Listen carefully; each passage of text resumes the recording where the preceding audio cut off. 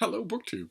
Recently, I was very happy to see Nashwa return to BookTube. She is, for those of you who haven't uh, seen her channel, she's a booktuber. She's fantastic, and she recently took a break from BookTube and recently made a video about that, all the stuff that was going on in her life, including getting married, and mentioned in that video that she was feeling a bit of filming camera anxiety over coming back.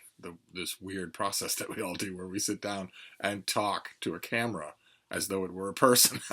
I have no trouble doing that, but a lot of people do. Uh, and she followed up that return video with a reading wrap-up, sort of a roundup of the stuff that she's been reading lately. And I watched it, of course, because this is. I'll leave a link to Nashwa's channel down below. I'll leave a link to this reading wrap-up. It was fascinating. She, like me, even though she's on the other side of the world, is dealing with raucous lighting issues. It's like the sun no longer wants there to be a booktube. uh, but in her reading wrap up, she mentioned 6 books that she's been dealing with recently, and her thoughts about them. And I was watching. I was happy to see it anyway, but I was also amazed that I've read all 6 books. Usually, when I read reading wrap ups, there might be 1 or 2 books that I've read, but not all of them. So I thought I would do a version of Sean the Bookmaniac's BookTube Parasite tag, where you just piggyback on the content of some other creator. I'm sure that Nashwa is more popular and better liked than I am, but I thought I would do that anyway, because how seldom does it happen that somebody does a reading wrap up where I too have read all of the books. I think that's fascinating. The first one is a skinny little thing called "We Should All Be Feminist" by Chimamanda Ngozi Adichie, and I have a fractious relationship with this author. I can't stand what she condescendingly calls her fiction. I don't believe there's a word of fiction. I don't believe she's ever written a word of fiction in her life. But her nonfiction has tended to sit better with me. And Nashwa mentioned that this book, which is basically an introductory primer to being a feminist in the 21st century, initially impressed her, and then on reconsideration impressed her less. And I understand that. I would tend to agree with that completely. This book misses the boat in both directions. It could either have been an accomplished prose stylist. I might not like what this author does with her prose, but I admit her writing ability. Absolutely. That's not the only time that's going to come up on this list. In a book like this, with a great title like that, the title is, of course, self-evidently true. Right? I have no idea about 21st century blue checkmark insanity, but the typical idea of feminism is something we should all be, which is that, of course, women should be equal in the world. There shouldn't be any more of this codified inequality that existed as long as humankind has been making laws. There shouldn't be that anymore. It even redounds to our little world of books, which, you keep in mind, is a tiny little world. Virtually nobody in the world reads. But even in books, I've lost count of how many times just this year alone I'll be reading some thriller or a self-published novel or something or other, and the author will tell me about the male protagonist by describing the gear he's carrying. And then the author will tell me about the male author will tell me about the female protagonist by going on for 5 pages about what she looks like. No mention of gear, because she's not carrying any of this sweet little thing. No mention of her qualifications, because she doesn't have any. And every time I read a book like that, and that is not in any way an anachronism of the past, that still exists, that still happens, that's still published every year, and not just by self-published authors, it's published by mainstream major authors.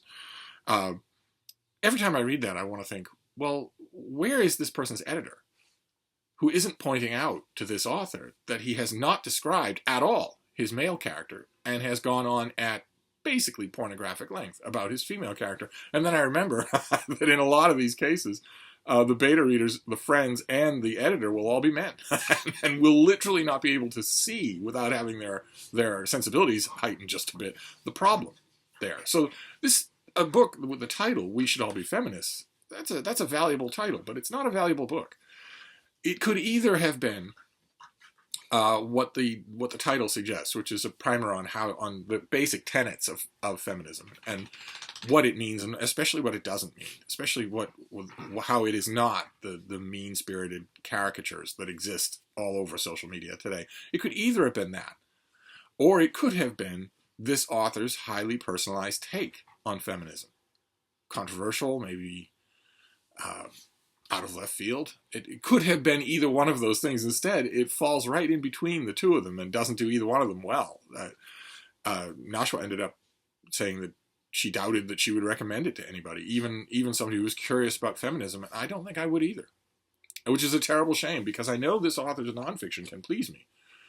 She recently wrote a short book on of nonfiction, just herself writing basically in long personal essay form, and it worked really well, I thought. But this does not. Then the next book is The Heart Principle by Helen Huang. And this is the third book in a series that started off with I've got it noted here, the Bride Test and the Kiss Quotient. I think everybody who reads romance novels read the Bride Test and loved it.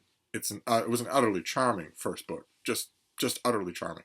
And the Kiss Quotient was very good too, but there are, as is the way with romance novels, especially romance novels in series, there will always be a sort of a cloud of backup characters. And they rotate into the spotlight and then out of it again, usually with marriage. At least in the old style romances, the backup characters were just people waiting to get matched up and married, and the story of a tempestuous courtship and then marriage would be their story. It wouldn't be that they would, establish a successful nonprofit startup or anything like that. It was always meant to be romance, obviously, for the title of the genre. And there was one of those characters in this series, and this book was set up to be that character's book. And instead, it's all about the author. The whole book is only barely, thinly disguised about the author. It was I was relieved, but I also was nodding my head when Nashwa said that it was just incredibly disappointing. And she also references the author's author note. The author makes an author note about her personal struggles. And as I've mentioned many times before, such author notes in the 21st century have been systematically weaponized by the authors in a very knowing attempt to critic-proof their books. That, you're getting the best of both worlds, aren't you? You're getting that knitted Frida up there, and you're also getting the sound effect of her choking to death over the bed. I want to assure you, she's not choking to death. She's for her whole life, she makes a choking noise whenever she's basically doing anything, but she's not actually choking. She's right now fighting with the pillow. Anyway, that author's note, it's incredibly solipsistic, as everything in the 21st century is, but it doesn't excuse the fact that this book fails. That the book is just a failure. And it sticks out all the more so because the first two books weren't. So like Nashwa, I have nothing but frustration with this book and have no idea what to think now about, when people want a recommendation from me, I might very well recommend The Bride Test, but what am I supposed to tell them? Don't follow the series? It's a little bit rocky, but I'll figure out a way. The next book is by Catherine Angel, and it's called Tomorrow Sex Will Be Good Again. And Tomorrow Sex Will Be Good Again is, as Nashwa points out, a fairly academic discourse on the nature of sex and consent. Subjects that should have been very intelligently dealt with in part of We Should All Be Feminists, and are not. In Tomorrow Sex Will Be Good Again, they are terrifically dealt with. Nashwa makes a slight criticism of this book because the author tends to go off on academic tangents. And I would agree with that completely. The one negative word I would use to describe this book would be undisciplined. It is an undisciplined work. It wanders and it follows its wanderings. Now, for me, the saving grace of that is that the author is so intelligent on a subject, so well-spoken, so clear-eyed, on a subject that I have seen specialists find muddy, that for me, it didn't matter. For me, it was just an electrifying reading experience. And again, I want to point out, it's a little bit shameful that we're getting books like this only really in the 21st century, after 150,000 years as a species, after 10,000 years being able to write. It's kind of amazing to me. I mentioned this the other day when I was doing a kind of a nonfiction list of books. I mentioned Vindication of the Rights of Women, which wasn't written all that long ago. It's an old book, but it's not ancient. And yet there it is in cold black ink, making a case that women are human beings. And this is the same thing is true with all issues of consent. The reason why there are just massive, systemic, worldwide, complete, and sometimes willful misunderstandings of all issues of consent is because morphologically male humans are stronger physically than female humans, which is where this first and oldest of all prejudices comes from. So the idea that we would be thinking these things out in the 21st century, it's a little belated, but I love this book. Just thought it was fantastic. It'll make you think.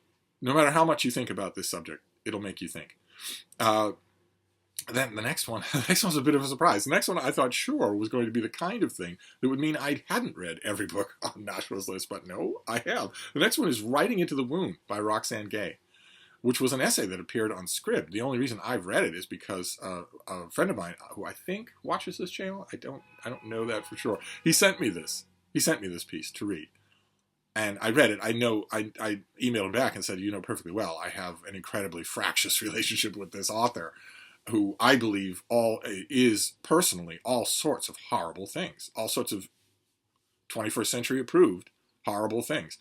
But again, like with Adichie, her prose is really, really good. Her prose can be really, really good. She is worth reading, very much so, regardless of whether or not she writes anything that I think is, for instance, factually true, or that makes any sense, any through-line sense. I still enjoy reading what she does with the English language. And Writing into the Wound was a bit like that. It was a bit like that. It was a bit of a confused book, I thought.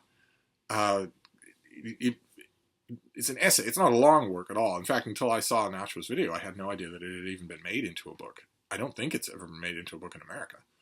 I don't think I've ever seen it anyway. But it's an essay, and it's short. And unfortunately, I think it bears all the marks of having been dashed off. This is an author who will get published no matter what she writes. And it's a horrible, horrible thing when that is true. It's even worse when the author knows that. And that this struck me as that. There were parts of this book that struck me as more heartfelt and less Twitter posturing than anything this author has written. But they were only parts of the book. So it would be a difficult thing for me to recommend. I'm not going to need to recommend it. And this author has a following of completists who will read anything that she writes. Again, I think that's bad for authors, especially if they know it, especially if they're aware of it, especially if, as I would be willing to bet a Boston cream pie, they've opened with that as a line at a publisher table where they're looking at people and saying, well, look, I've got people out there, X number of people, who will read anything I write.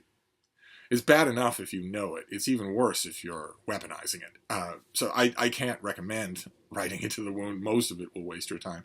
But the last two books on Nashwa's list were classics. One of which is great, and the other of which I'm going to have to make my peace with the fact that Lady Chatterley's Lover is a recognized canonical classic. I don't get it. I really don't. I haven't all along. I haven't for the whole length of the book, the whole lifetime of the book.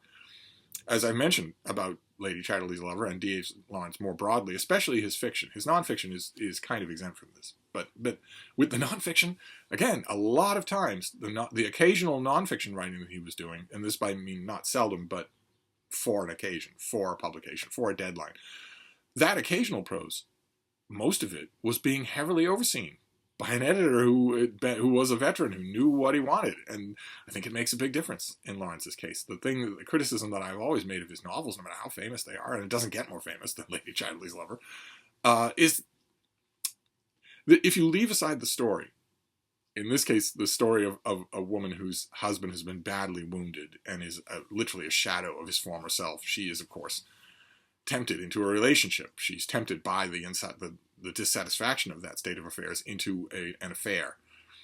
And in the course of the book, Lawrence explores that affair. And I guess on a plot level, that is fairly interesting. I could name you 10 Victorian novels that had basically that same premise, all of which did it better. The criticism I always have of Lawrence's fiction is that it is bad. Not it didn't sit well with me, but that it's ineptly done. It's ineptly written. Paragraphs with terrible pacing, scenes where it's clear the author wants you to know where the emphasis should be, but you don't have any idea, and it's because of him. It's because of how bad he is at what he's doing. Words or phrases that are quite unconsciously repeated over and over again throughout the book. Again, I would ask, where is the editor? But that only ameliorates so much blame. The blame has to be with the author first. Why didn't you go over this enough to notice what you were doing? Unless, given the givens with postmodernism, it's entirely possible, I guess, that D.H. Lawrence might have actually known that and thought, leave it anyway. Since modernism was the precursor to the ironclad solipsism of the 21st century, that could easily be true. But listening to Nashwa talk about the book made me realize that I don't have a copy and that I haven't read Lady Chatterley's Lover in years. I don't know why I feel compelled to keep going back to these things when I know they're bad, except maybe that I have, some of you have pointed out, a Catholic school reference for the canon. There might be an element of truth in that. And also, I might point out that several times in my life, I have had a completely clear, solid opinion of what I thought of a classic canonical work. Go back and reread it, and suddenly everything's different. And I value that experience quite a bit. If it would happen with D.H. Lawrence, I'm willing to forgive some grammatical mix-ups. Absolutely. So I need to not keep an eye out at the Brattle Bookshop, but the Brattle will provide. Sooner or later, I will find a copy of Lady Chatterley's Lover that looks the way I want it to. And then maybe I will revisit Lady Chatterley's Lover, sparked solely by Nashwa. And the last book that she mentioned is Jane Austen's Persuasion. And here, I trust I don't need to extol the virtues of this book. It is absolutely great. Absolutely fantastic. In my opinion, the most heartwarming, the most heartfelt of all of Austen's novels. The others have their incredible sharpness of vision, but you can feel the author taking one big step back in order to chronicle the events happening in her little ant terrarium, and not in Persuasion. Not as much in Persuasion, almost not at all. It's front-loaded. I think that element, if there is that element in the book, actually starts out pretty strong and then weakens over the course of the novel to the benefit of the novel. But the point I want to make here is not to praise Persuasion. It's to echo Nashwa's reactions. She mentions that she originally read Persuasion and felt like it went, as she puts it, over her head. And then she read more Austen and then came back to Persuasion and loved it. And I want to stress here, to sort of wrap up this BookTube Parasite video, that happens with this author. Doesn't happen with every author.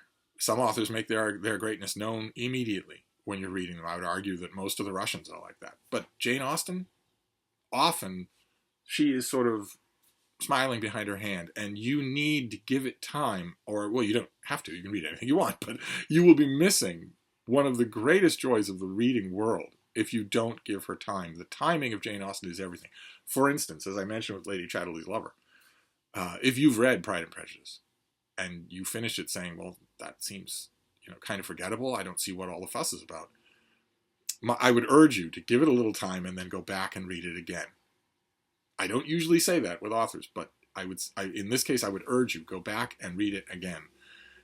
Most of the time that I have had people do that, they have reported the same experience that Nashwa does, where the second time was the charm. They went back and immediately fell in love with the book. That does happen with this author, so I wanted to wrap up by not only welcoming Nashwa back to BookTube, I hope you stick around, that would be great, we need your voice, but also just to chat about these books. It's amazing to me that somebody did a reading wrap-up where I'd read all the books. So I'm going to wrap this up for now. I will leave a link to Nashwa's channel down below. You should all go and subscribe. Hoisting her over 2,000 subscribers might not do much for her on-camera anxiety, but it might make her feel like the community has welcomed her back with open arms. So give it a try. I will wrap this up for now, but I'll be back. Thank you, BookTube.